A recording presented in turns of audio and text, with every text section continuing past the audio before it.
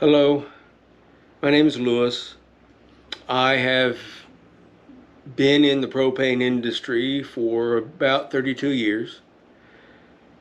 And in that 32 years, one of the things that has really stood out to me is a weakness inside the industry that I've had to live with, I've tried to deal with, and that primarily comes around with how to do things. We're told a lot of things, but we're not always given all of the tools that we need to accomplish whatever job we have in front of us. We go to training classes and they use NFPA 54 and 58. Well, that covers a lot and that does provide us with a lot of useful information. Unfortunately, there are a lot of other things that don't fall inside that scope that also have a direct, very important impact on the jobs that we do. Simple one is about methanol. Where do you put a methanol barrel? 58 doesn't say anything about a methanol barrel.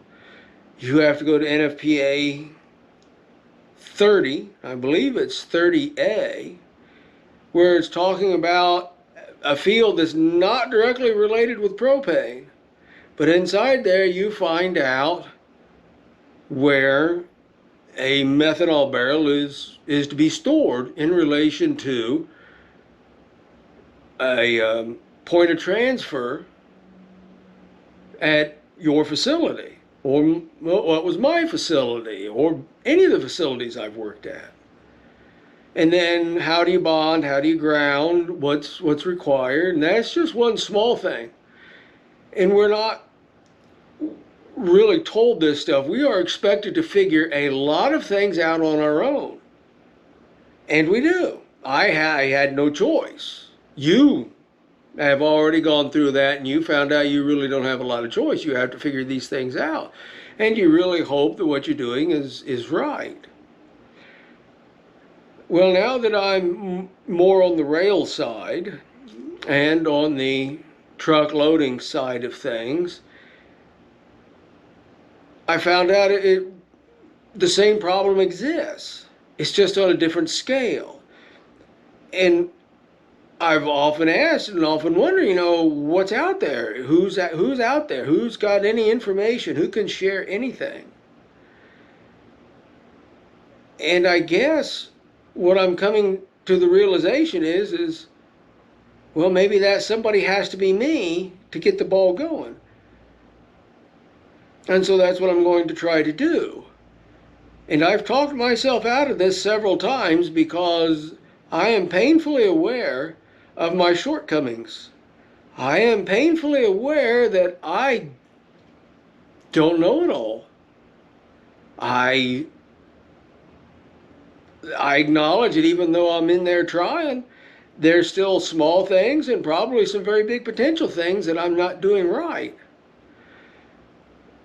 And, that can kind of get you to where you feel like maybe I ought to just shut up.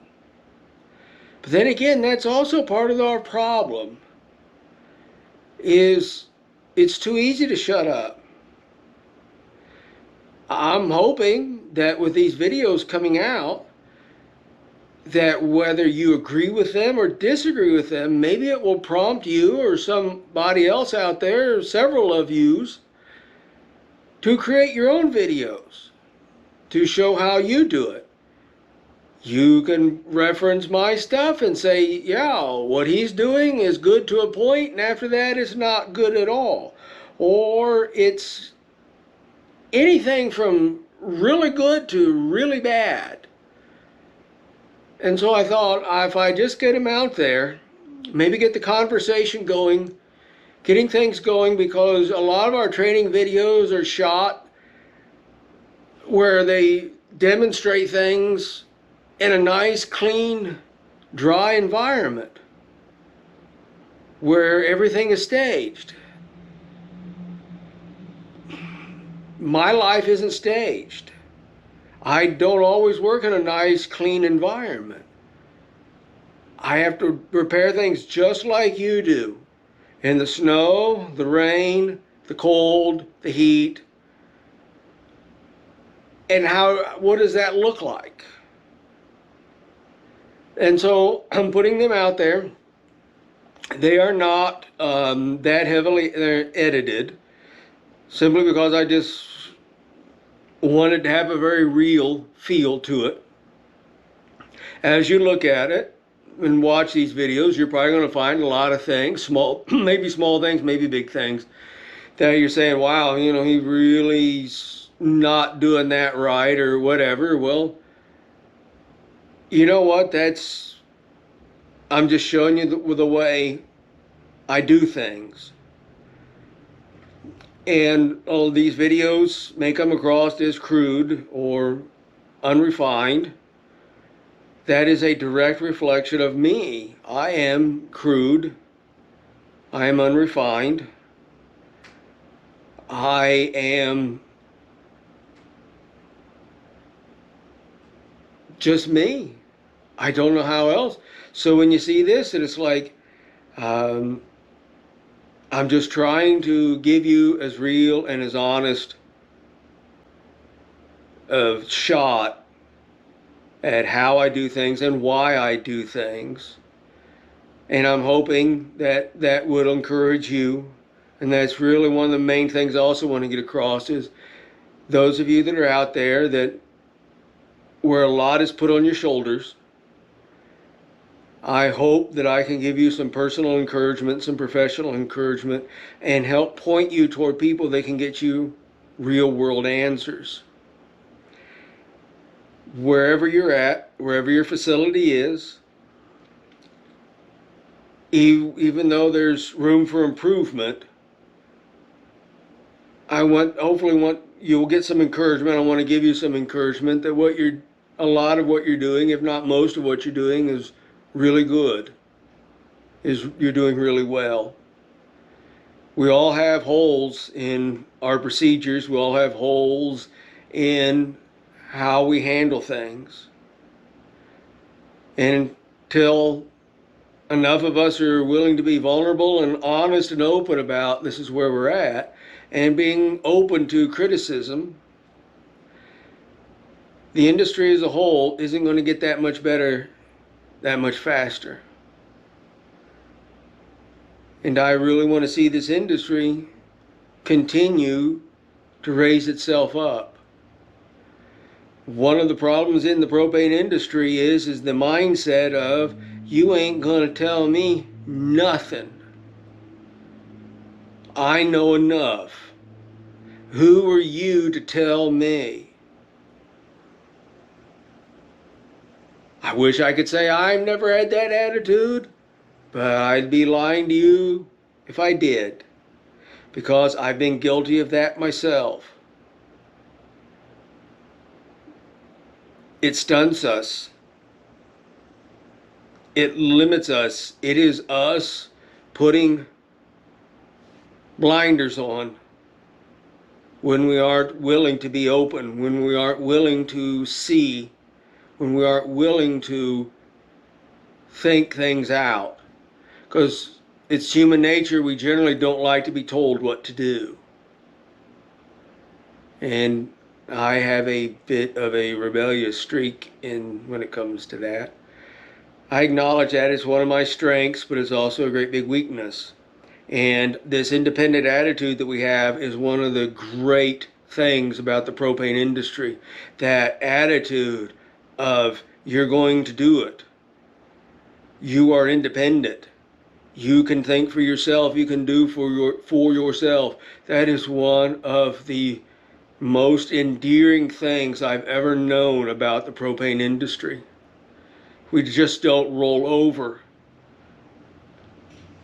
We tend to want to go and be hands-on.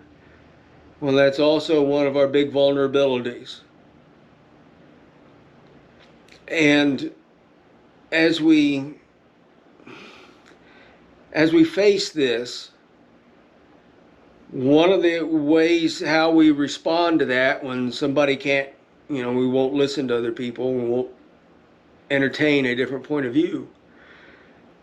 We run into the same problems over and over and over again. And it's easy to blame the other guy for all their mistakes. I hope that this can get us all going and thinking, heading toward the right direction, to where we become a little bit more aware of our direct individual impact on this industry as a whole. Because nothing will ever get better unless it's gotten better one person at a time. Just like things never get worse as a group all at once. Things only get worse one individual at a time. And I guess my time being public about it is now. I'm saying no more. I've been conscientiously studying myself and my procedures now for really, really hard for about 10 years. And some of the revelations have been quite profound about myself, and others have been quite embarrassing about myself. And the industry itself, the more I studied myself and I realized where I need to change, to focus, to improve, I see quite a big similarity in our industry. We need to focus, we need to improve.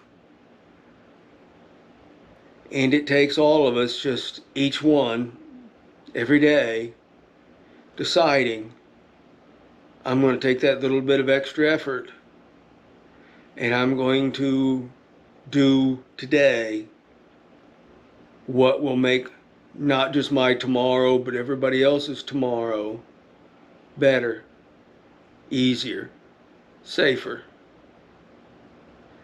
So please take these videos with the spirit in which they're offered. And I pray that the God of grace will give you grace as you see yourself. And I just don't want everybody or the industry just to see everything just as things that are failures. But let's look around and see a lot of things we're doing right, and then we can just find the things that need improvement and focus on them one at a time. So thank you very much.